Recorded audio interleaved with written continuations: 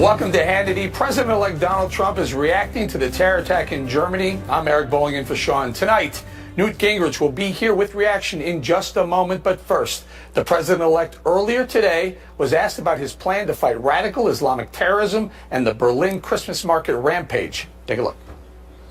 Hey, you know my plans all along, and I consider to be right, 100% correct. What's happening is disgraceful.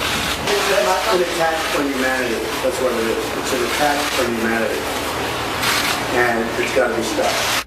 Joining us now with reaction is the author of the best-selling book, Treason, former Speaker of the House and Fox News contributor, Newt Gingrich. Mr. Gingrich, thank you for joining us. So the world is getting scarier and scarier by the day. Is it great timing that we have a President, Donald Trump, coming into the office?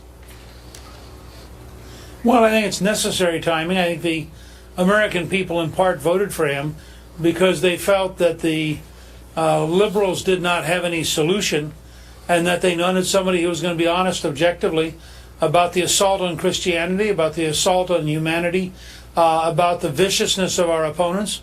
And Trump was willing to knock aside all the political correctness and describe reality in a way that the average person sees every night on television. And I might put in a very brief plug, Eric, for my book, Treason, because the policeman in Ankara who shot the Russian ambassador was a perfect example of what I've been warning about. Here's somebody who's in the security system, loyal to the other side, who engages in killing somebody in a very disruptive and very important act, who only got in the room because people thought he was part of the security force. So Speaker, we have the Christmas market attack. We have the attack you just point out in Turkey.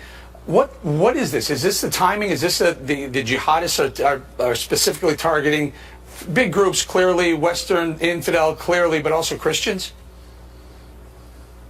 Well, they're clearly targeting Christians. Remember also that in Jordan this week, in a much less reported example because it wasn't in Western Europe, the police uncovered a group of terrorists. They had a running fight.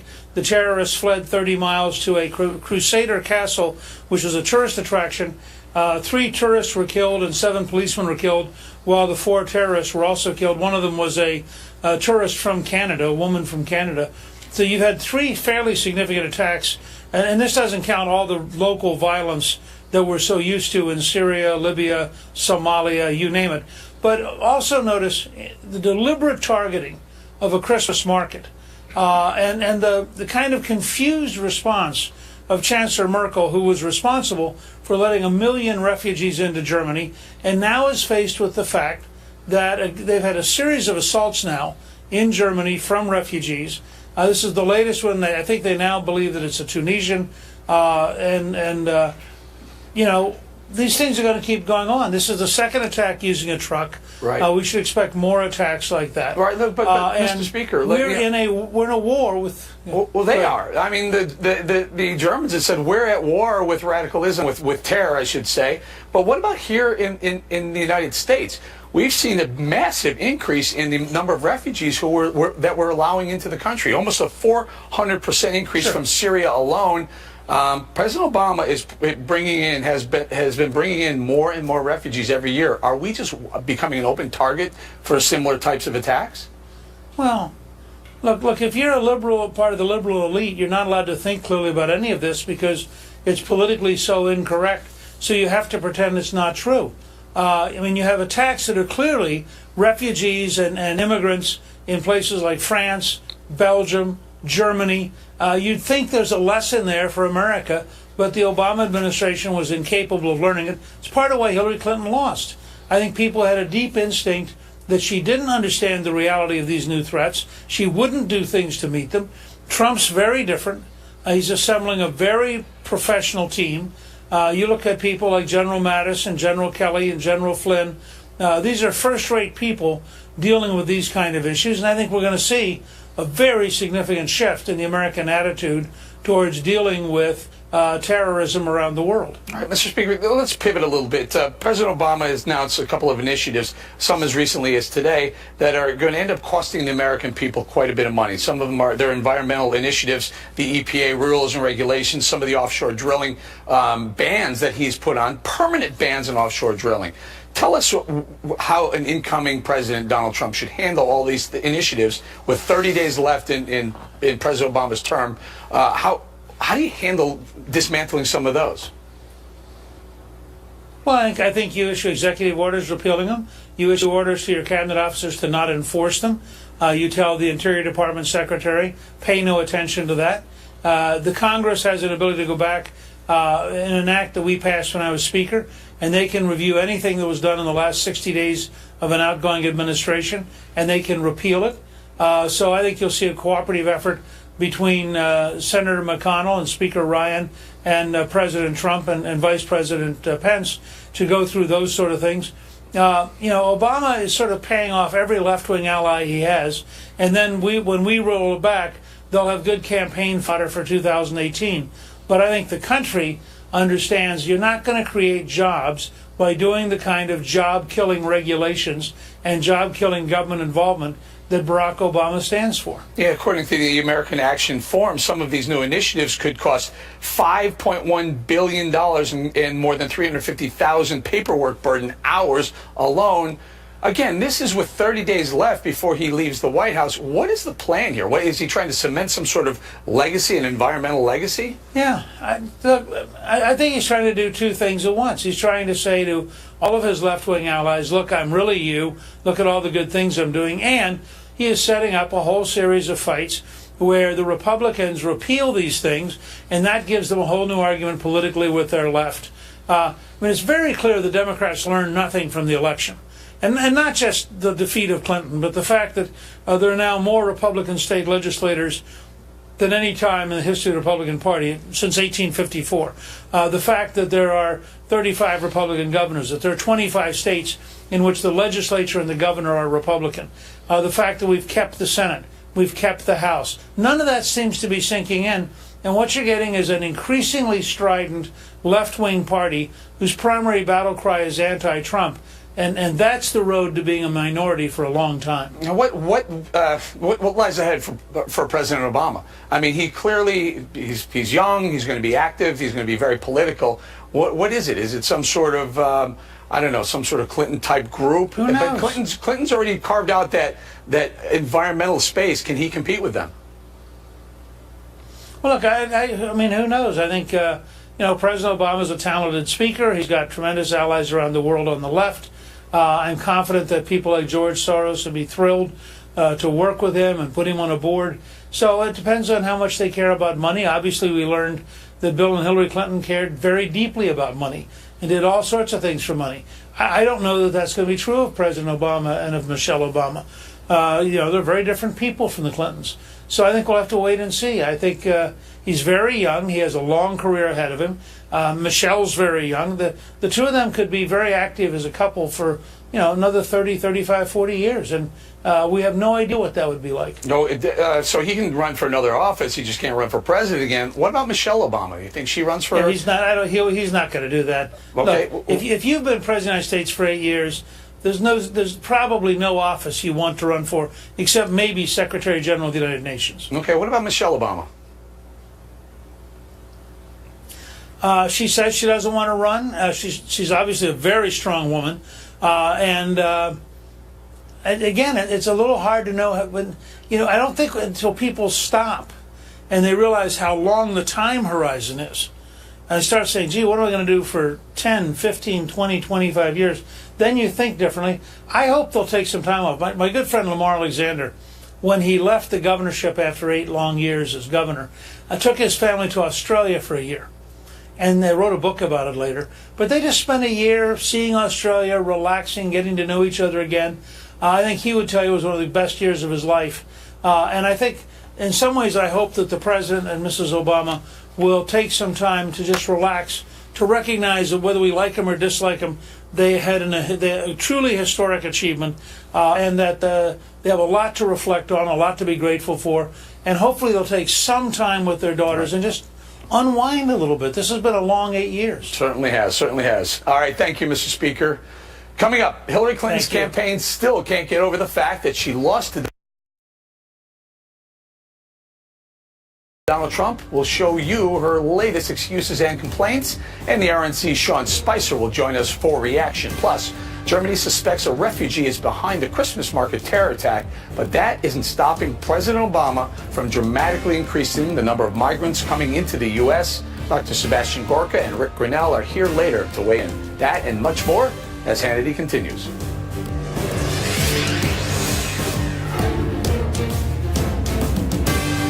News headquarters. I'm Jackie Ibanez in New York. President-elect Donald Trump reacting to the Christmas market attack in Berlin, Germany. Mr. Trump saying the violence is an attack on humanity and validates his assessment of Islamic-inspired threats. The president-elect also suggesting he might go forward with his plan to temporarily ban Muslim immigrants. A Europe-wide manhunt is underway for the suspect in the truck attack. You see him there that killed 12 people. He's been identified as Anis Rami, 24-year-old Tunisian. And police making an arrest in the pre-election burning of a black church in Greenville, Mississippi. The church was also spray painted with the words, "Vote Trump." Still, police say they don't believe it was politically motivated. The suspect, Andrew Clinton, who is an African-American member of the church, is scheduled to make an initial court appearance tomorrow. I'm Jackie Ibanez. Now back to Hannity. Welcome back to Hannity. President-elect Donald Trump is just weeks away from being sworn in as the 45th president, but many liberals are still playing the post-election blame game, and one of their favorite targets is FBI Director James Comey. Yesterday, Clinton campaign press secretary Brian Fallon went on a Twitter tirade against Comey after the FBI unsealed court filings related to its renewed probe of Hillary Clinton. Fallon tweeted in part, quote, "On day when new election data freshly suggests decisive impact of Comey letter, it is salt in the wound to see FBI rationale was this flimsy. And yes, campaign made errors, especially in Wisconsin and Michigan, but Comey must account for his actions too, given how unsupported we now see they were." Joining me now with reaction is RNC Chief Strategist and Senior Communications Advisor to the Trump transition, Mr. Sean Spicer. Thanks for joining us. You bet. So all I've heard since the election was it wasn't Hillary's fault. I know. It was the Russians. It was Comey. It was the voting booths. It was the Russians upside again. is they're on step 8 of the 12-step program. I think they hopefully can get through this before the end of the year. Look, they were expecting a coronation. They had the fireworks out. They didn't understand what was going on in America. And I think it's difficult to overcome that kind of loss when you were expecting it to turn out vastly different than it did. So I understand it, but at some point, for the good of themselves, for the good of their party, they need to look in the mirror and understand that they had a flawed candidate, a flawed campaign, a flawed message. Now, what is the flaw there? I remember 4 years ago, your group, Reinson, yourself, put out a GOP autopsy. Right. And we thought, what's going on with the GOP? Is it a dead party going forward? Here we are 4 years later. All of a sudden, GOP is flourishing across the board. Senate, House, right. White House, state legislatures, yep. governor's mansions. And the Democrats are going, wow, we need an autopsy report. Well, there's two things. One, we at the RNC, under Chairman Priebus's leadership, put the infrastructure there, the technology, the ground game, and then Donald Trump brought the message and the candidate. And when combined, you can't stop that. That's an unstoppable. The problem with the Democrats... We heard you didn't have a ground game. Right, and apparently we did. But we kept telling folks we did. I think for a lot of folks in the liberal media, they just insisted because Hillary Clinton was a lot of talk. They didn't believe what we were selling. I think we proved everyone otherwise. To your point, there's not much left to win on the Republican side. We've got control of the state legislatures, the governors, secretary of states, all the way up to the presidency. I think we're a very, very healthy and vibrant party. Donald Trump's breathed new life into the party, which was very helpful. It motivated the base. It got people excited. But they have a problem. And 2018 looks great for the GOP. Right. I mean, we're going to continue to pick up seats. And I think it's that, not just the political part, but when you see the actions, what Donald Trump's going to do day one, the first 100 days, the first year, it's going to be the stuff that he's going to talk. He's repeal and replace Obamacare, focus on infrastructure, put American jobs first. Everything that he's going to do, buy American, hire American. There's going to be a renewed focus on the American worker, the American business, the American taxpayer that this country hasn't seen. What's this business about President Obama throwing some regulation, last minute regulation on America? Thank you very much, Donald Trump. Here's an anchor. Grab it. I know. Well, and I think it just means it'll be 30 days now before we have to undo some of those things. But I understand. Look, he's got 30 days left, President Obama, and he's going to try to do everything that he's got left on that list of his. Luckily for the American people and the American businesses, Donald Trump's going to come in and bring that much needed help that they've been looking for a long time. How does the Trump campaign see when a president on his way out, 30 days left before he leaves, throws a permanent ban on offshore drilling, some drilling on federal, permanent, not just until he's gone. Well, but everything that's been done, there are ways to undo it, and I think President Obama is trying to do what he wants to do in the last remaining 30 days. But I think Donald Trump's not. I mean, we're going to make sure that on day one, the focus is back where it should be, on making sure that we have economic growth, on job creation, renewing a system of health care that puts the patients first. So there's going to be real change, and the end of business as usual is going to come on January 20th. Back in liberal politics, are we done with the Clintons now for a while? Well, I think so. I don't. They lost on election day. Then they helped fund all these recounts. They lost the recounts. They lost votes to Donald Trump through their efforts. And then they funded this effort and got behind this effort for the Electoral College. And she lost 5 electors: 3 to Colin Powell, 1 to Faith Spotted Eagle, and one to Bernie Sanders. So everything that she's done in the last 40 days has gone backwards from what she tried to do. So I think at some point, for the greater good of themselves, they've got to start to understand that they lost this election because of their failed message, not of anyone else's. All this stuff that they want to blame on everyone else, it wasn't Jim Comey that put a secret server together. It wasn't Jim Comey that sent classified information on that server. It wasn't Jim Comey that did everything. She's upset because she got caught. And I think at some point they've got to realize that it was their actions and their words and their failed message that cost them this. I got one final question before I lose you here, Sean. The world's getting every day it's a more dangerous place. That's right.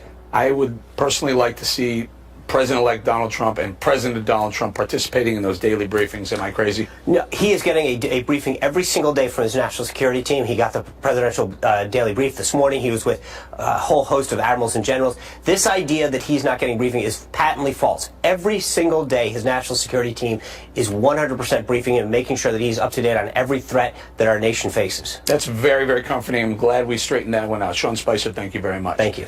Coming up, while authorities suspect a refugee is behind the Germany terror attack, the number of migrants President Obama is letting into the United States is exploding. We'll show you the shocking statistics, and we get reaction from Dr. Sebastian Gorka and Rick Grinnell. Plus, well, 1 month from today, Donald Trump will be inaugurated. He's nearly finished with his cabinet, and outside national security, the billionaire president has surrounded himself with billionaires. The liberal media is finding a new way to attack President-elect Donald Trump with claims that members of his cabinet were too successful in the real world. Anthony Scaramucci from the Trump transition team is here next to respond. All that and more as Hannity continues.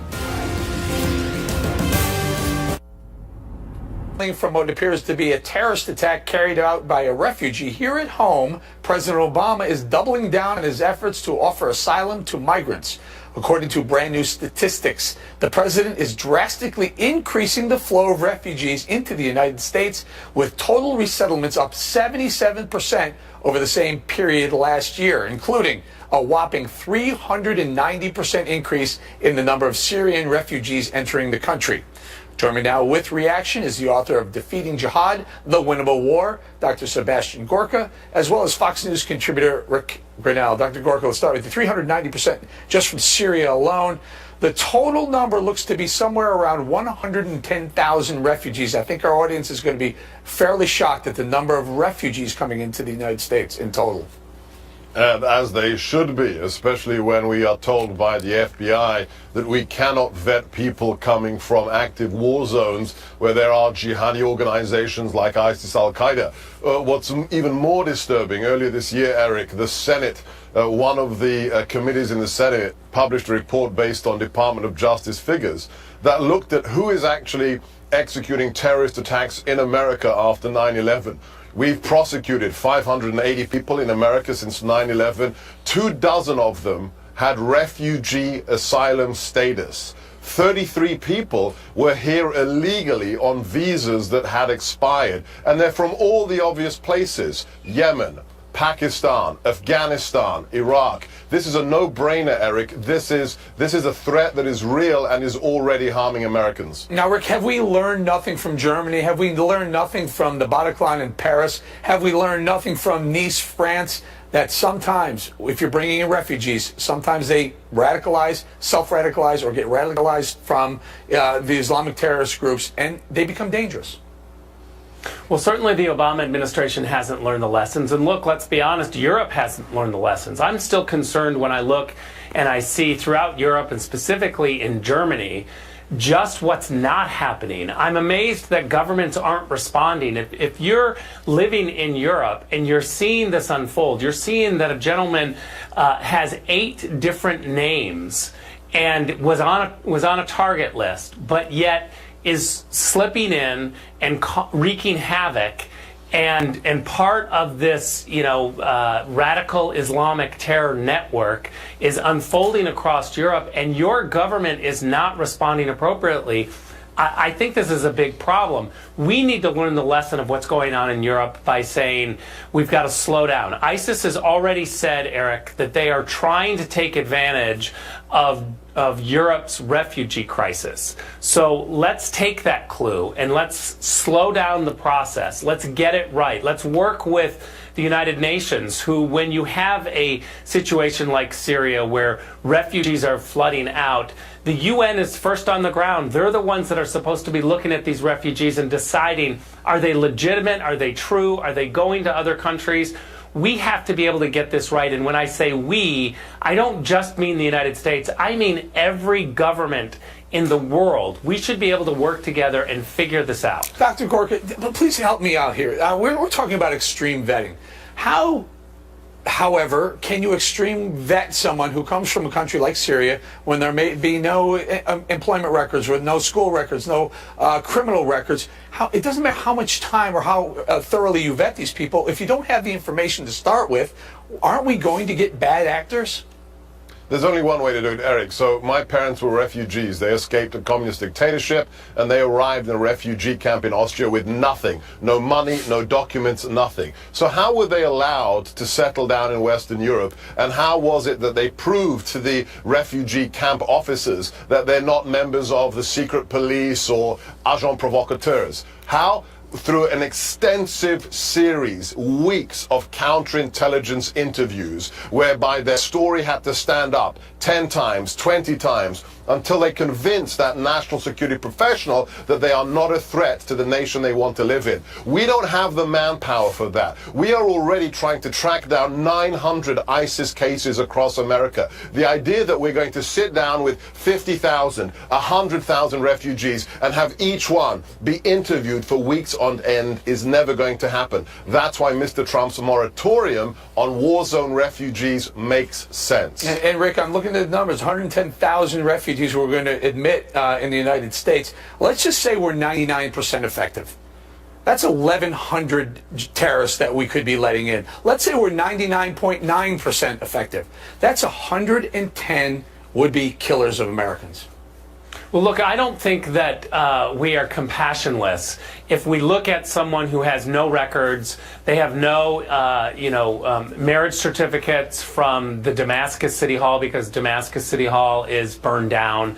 If you don't have proper documentation, I don't think that that means that we compassionately have to let you in. I think that means that you don't get in because you don't have the proper identification. You don't have the proper information. I don't think that that is, a moral hazard. I think that it's the right thing to do. It certainly is a product of war. It's a terrible thing. And that's why we go back to the original problem when the Syria crisis was unfolding. That's when you have to try to solve these issues. We're now 6 years past where many of those refugees who have been living in tents are frustrated, and you can't blame them for wanting a better life. But I think that the international community has to do a better job in the very beginning to solve these problems, so that once you can solve their problem, they go back to their original country. That's where they have family. That's where they know the language. That's where they want to go. Mm-hmm. So, Dr. Gorka, we're pointing the finger at Syria, but frankly, Syria is not the only issue here. I'm looking at the numbers. Somalia actually put more, we took in more Somalian refugees than we did Syrian refugees. Iraq, almost the same number. We were talking several hot spots. Some places that are, frankly, very dangerous places. We're taking a lot of people from these countries. Eric, you know why? because we haven't had leadership in the world for 8 years. There are now 65 million displaced persons in the world today. That's more than we had after World War II, because this is the price of having a world destabilized by jihadi groups like ISIS, Al-Qaeda, Al-Shabaab in Somalia. This will all change. Come January 20th, there will be leadership. And as Mr. Trump has said, it is much better on the long run for everybody, us and the refugees, to keep them in the region, to protect them, to provide safe zones and aid, and to keep them close to the homes that eventually they have to go back to. That's common sense. We're going to leave it right there, guys. Thank you very, very much. Coming up next, right here on Hannity. Well, 1 month from today, Donald Trump will be inaugurated. He's nearly finished with his cabinet, and outside national security, the billionaire president has surrounded himself with billionaires. The liberal media doesn't get it. They're now criticizing President Donald Trump's cabinet for being too successful in the business world. Anthony Scaramucci from the Trump transition team is here next to respond. And later. First off, try to recognize that America was never great for anyone who wasn't a white guy. MTV News is under fire for releasing a video slamming, quote, white guys.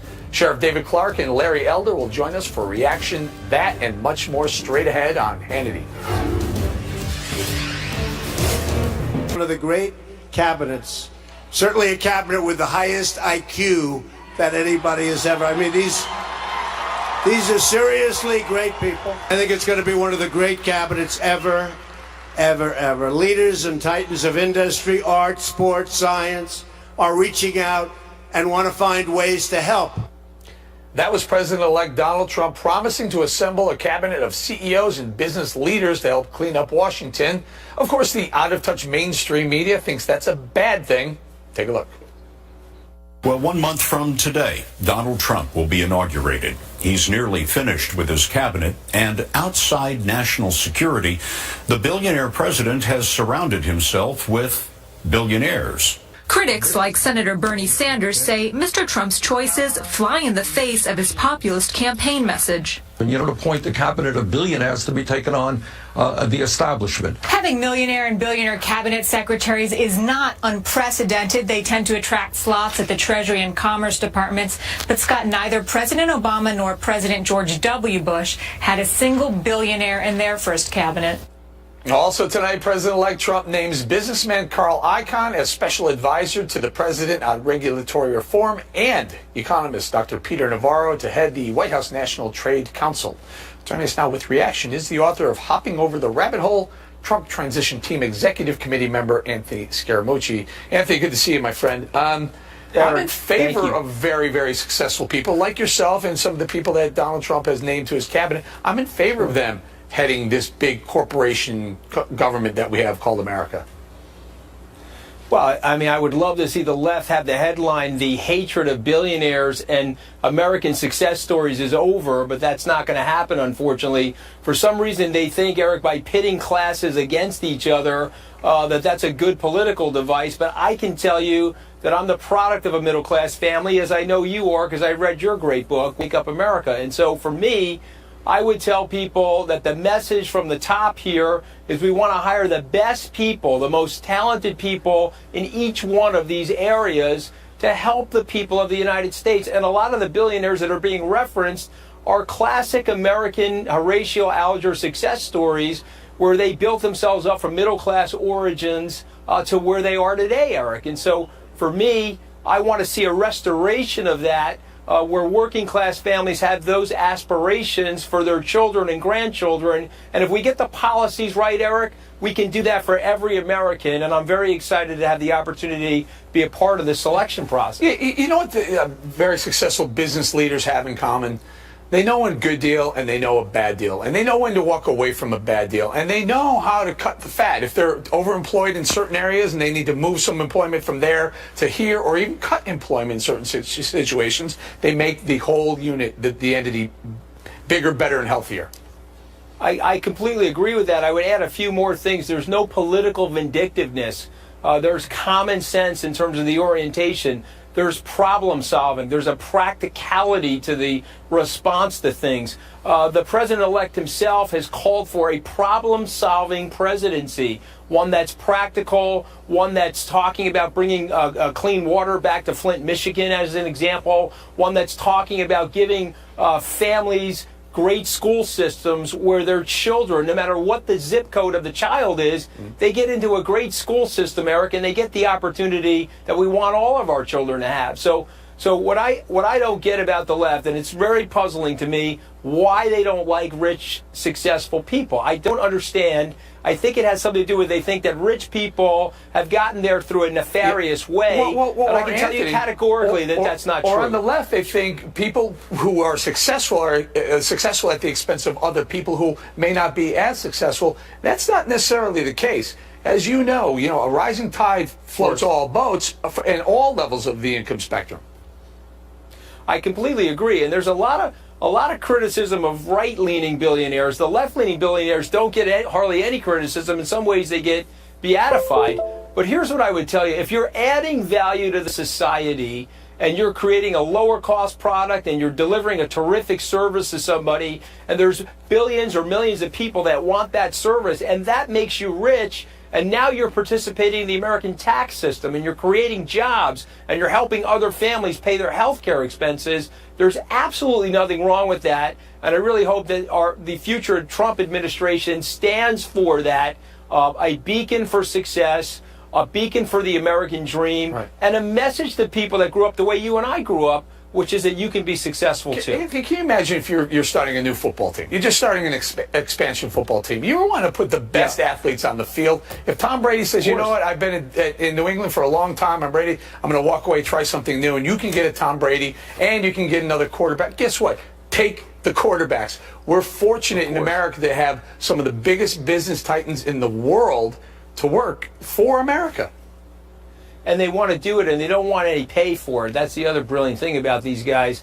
And Eric, I'll tell you, I guess Bernie Sanders wanted us to go to Craigslist and look at names on Craigslist for these big jobs. But you know something? The president-elect is trying to hire the best people, the most talented people in America. He's got a diversified cabinet, African Americans, women. There'll be more diversity to this cabinet going forward. But these are exceptionally talented people. And I think it'll speak volumes to the way he's going to govern the country, Aaron. I think one of the big questions out there, and a lot of pushback from the left, is Rex Tillerson. I know from 20 years in the oil industry, I know this man. He's a superstar in the oil industry. But the question is, and the concern is that over the years, since he's been the CEO of Exxon, he's become close to Vladimir Putin. Should this be a concern? Just tell us about that relationship. Well, in so many different ways. Rex Tillerson is an Eagle Scout. If you know anything about the character tests that you need to go through to become an Eagle Scout, this is a typical, quintessential American man who is going to protect America and think about American interests. So the nonsense that he's friends with Vladimir Putin, and that would mean that somehow the Russians could curry favor against the interests of the United States is absolutely nonsensical. The president-elect picked Secretary of State designee Tillerson for a lot of different reasons, but here are the two most important ones. He knows that he has the skill set, the verbal dexterity, the diplomatic skills, and the geopolitical understanding of the world to get the job done. And the second reason, and this is something I really love about the president-elect, he knows that Secretary designee Tillerson, Secretary of State designee, cares about the interests of the American people. And he knows that we need to have global harmony and global peace, but we've got to put American interests first. And so we're delighted here by that pick, and we know he's going to do a terrific job. Yeah, and what people need to realize is that as CEO of Exxon, Rex Tillerson was in some 200 countries. Our State Department was in some maybe 120 countries, which means he has a relationship with a far wider expanse of foreign leaders. I think that would be an asset. Anthony, I got to run. I want to say thank you very much. Appreciate having you on tonight. Up against the Merry Christmas, Happy Hanukkah, best to your family. And you as well, Tony. Talk to you soon. Coming up. First off, try to recognize that America was never great for anyone who wasn't a white guy. Outrage is building after MTV News put out that video lecturing white men. Sheriff David Clark and Larry Elder are here next with reaction. That and more as Hannity continues.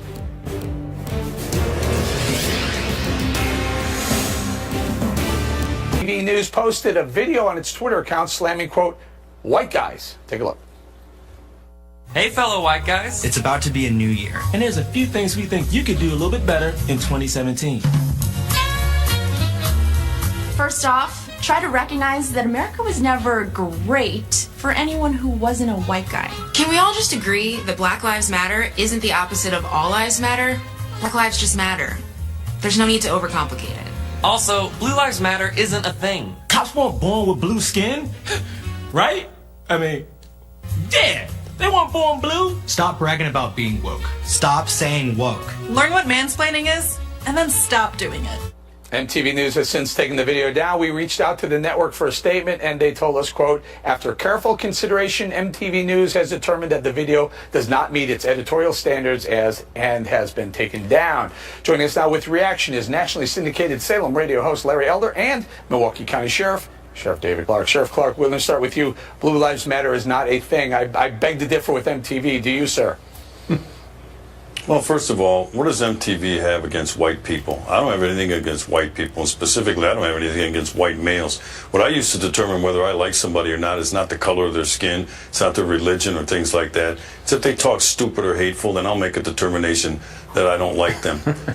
You know, this white people bashing. The American public, the voter, I should say, this past November spoke up. They've had enough of it. The white male has been bashed continually by the left and by the Democrat Party. Rose up in November, went to the polls. They've had enough of this crap, too. It is time for this country to come together. That identity politics was crushed on November 8th, and it is time. And Donald Trump, he said it. He said it within the last couple of days again. He said, you may not have voted for me, but I'm going to do everything I can to make sure you are a part of the American dream and a part of the success we're going to have. Right. That's the Gettysburg type address that I talked about that Donald Trump needs to make upon assuming the presidency on January 20th. Absolutely. Larry, so I coined this victimization propaganda. MTV is very good at, the left is very good at, they're good at developing this propaganda. And again, the victim, playing the victim card always. Well, that's right. And, you know, there are two groups you can malign in this country and ridicule without any kind of pushback, and that's black conservatives and white males, as Sheriff Clark just now pointed out. And what's interesting about this is one of the speakers said that just because you have black friends doesn't mean that you're not racist against black people. Let's talk about that. There was a Rasmussen poll a few years ago. They asked blacks, Hispanics, and whites, of the three groups, which one is the most racist? White said blacks were more racist than the other two. Hispanics said blacks were more racist than the other two. Blacks said blacks were more racist than the other two. Regarding anti-Semitism, about 12% of the country is anti-Semitic, but about 36% of blacks are. And regarding Hispanics, there was a Duke study that found 60% of Hispanics felt that there were, quote, few or any blacks, close quote, who weren't lazy. So where's the MTV video with resolutions about blacks and Hispanic racism against other groups? Well, it is ridiculous. Sheriff Clark, let me, Larry pointed something out. I have to ask you this. It's a fairly provocative comment because people are going to push back on it. Can African Americans, can blacks be considered racist? Of course they can. I mean, look at Al Sharpton. Look at Obama. You know, look at Eric Holder. I could go on and on and on in identifying those that are black racists. But, you know, here's the thing.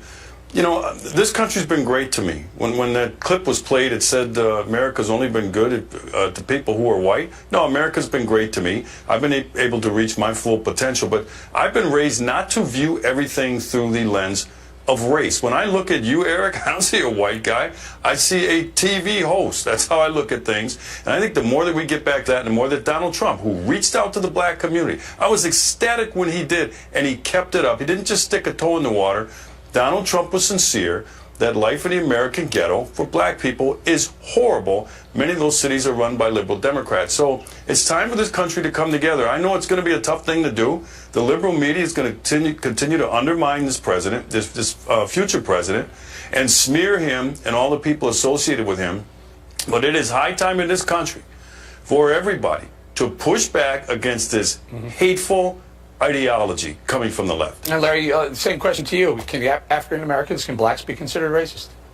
Of course they can. Are you kidding me? As he pointed out, you got Al Sharpton, who's made all sorts of statements against white people, against Jews. What about Reverend Jeremiah Wright? My goodness, of course they can be racist. But the point is, racism is no longer a major problem in this country. If you get an education, invest in yourself, don't make bad moral mistakes, you can make it in America. If my father could, who didn't know his biological father, was a janitor growing up in the Jim Crow South, literally was kicked out of his house at the age of 13, became a Marine, started a small cafe, and built a cafe and retired in comfort. If he can do it, anybody can do it in America. Sheriff Clark?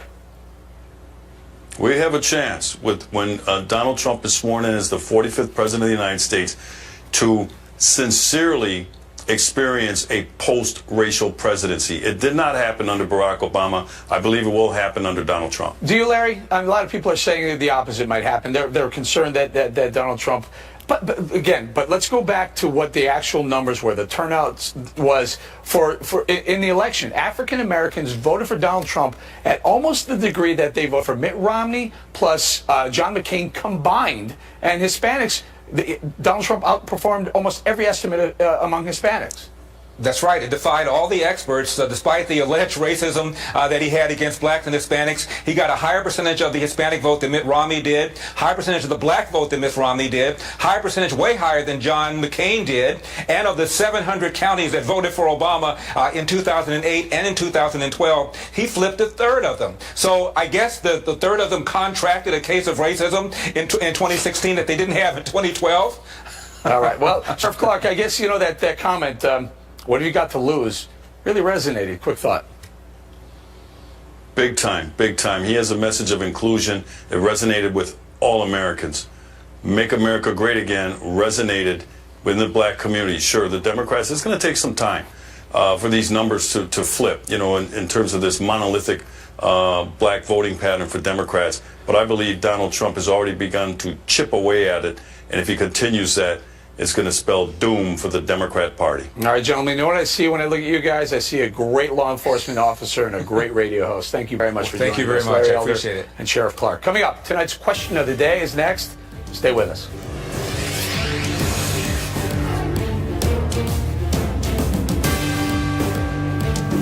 When you've been making After the terror attack in Germany, should the U.S. be taking in more refugees? Head over to Facebook.com/Sean Hannity and Twitter and let us know what you think. That's all we have time for left this evening. I'll be back tomorrow night filling in for Sean. Don't forget to catch The 5 every weeknight at 5 p.m. Eastern. We'll see you back here tomorrow night.